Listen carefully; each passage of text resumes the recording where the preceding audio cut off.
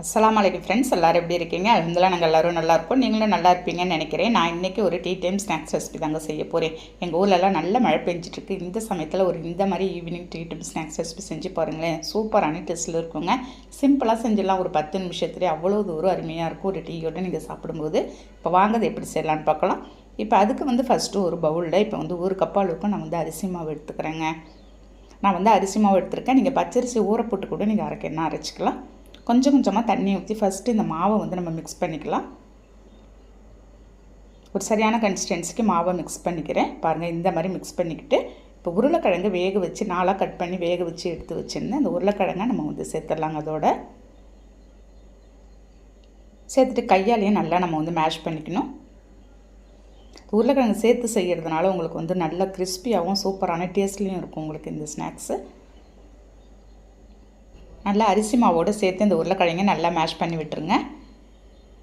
இந்த மாதிரி கிளைமேட்லலாம் மழை பெய்கிற கிளைமேட்டில் இந்த மாதிரி ஸ்நாக்ஸ் நீங்கள் செஞ்சு சாப்பிட்டு பாருங்கள். ஒரு கப் ஆஃப் காஃபியோடு அவ்வளோ ஒரு சூப்பராக இருக்குங்க. பாருங்கள், இந்த மாதிரி நல்லா ஸ்மூத்தாக மிக்ஸ் பண்ணிவிட்டேன். இப்போ அதில் ஒரு வெங்காயம் தான், ஒரு மீடியம் சைஸ் வெங்காயம் நறுக்கி வச்சுருந்தது சேர்த்துருக்கேன். ஒரு 1/4 ஸ்பூன் அளவுக்கு ஜீரகம் சேர்த்துட்டு பெருங்காயத்தூள் கொஞ்சமாக சேர்த்துருக்கேன். இஞ்சி சின்னதாக நான் நறுக்கி வச்சுருக்கேன். இஞ்சி, பச்சை மிளகாய் சேர்த்துட்டு மல்லி கருவேப்பிலையை கொஞ்சமாக சேர்த்துக்கலாங்க.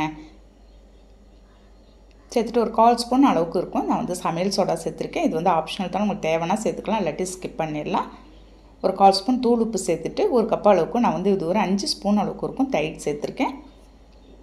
தயிர் சேர்த்து எல்லாத்தையும் நல்லா மிக்ஸ் பண்ணி விட்டுடலாம். நம்ம கன்சிஸ்டன்சி உங்களுக்கு எந்த அளவுக்கு தான் இருக்கணும். ரொம்ப தண்ணியாகிட்டாலும் நமக்கு எண்ணெய் நிறைய இழுக்கும். பாருங்கள், நான் மிக்ஸ் பண்ண அளவில் நீங்கள் மிக்ஸ் பண்ணிக்கலாம். கையால் எடுத்து பார்த்தா உங்களுக்கு இந்த மாதிரி இருக்கணுங்க. இப்போ நல்லா எண்ணெயை ஒரு வானலில் போட்டு நம்ம ஹீட் பண்ணிக்க வேண்டியதுதான். நல்லா ஹீட் பண்ணிவிடுங்க. ஹீட் பண்ணிவிட்டு இப்போ ஹை ஃப்ளேமில் வச்சுருங்க. நம்ம போடும்போது ஹை ஃப்ளேமில் வச்சுருங்க.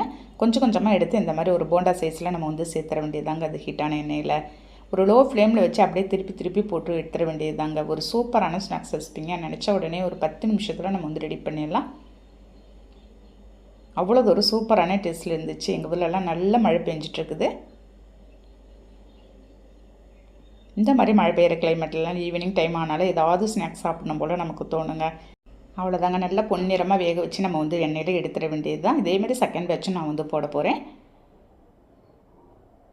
நம்ம உருளைக்கிழங்கு சேர்த்து செஞ்சுருக்கிறதுனால உனக்கு குழந்தைங்க எல்லாமே விரும்பி சாப்பிடுவாங்க. அப்படியே பிள்ளைங்க நிறைய சாப்பிட்ற மாதிரி உங்களுக்கு தெரிஞ்சதுன்னா பச்சை மிளகாய் அப்படியே ஸ்கிப் பண்ணிவிடுங்க. அவ்வளோதாங்க, இப்போ சூடாக எடுத்து நம்ம சாப்பிட்டு பார்க்கலாமா டேஸ்ட் எப்படி இருக்குன்னு. சாப்பிட்றதுக்கு அவ்வளவு சூப்பரான டேஸ்ட்டில் இருந்துச்சு. கண்டிப்பாக இந்த வீடியோ உங்களுக்கு பிடிச்சிருக்கும்னு நினைக்கிறேன். நீங்களும் ட்ரை பண்ணி பாருங்கள். வீடியோ பிடிச்சிருந்தா அப்படியே லைக் பண்ணிவிட்டு ஷேர் பண்ணுங்கள். மறக்காமல் அப்படியே சப்ஸ்கிரைப் பண்ணிவிடுங்க ஃப்ரெண்ட்ஸ். நெக்ஸ்ட் வீடியோவில் பார்க்கலாம். பாய்.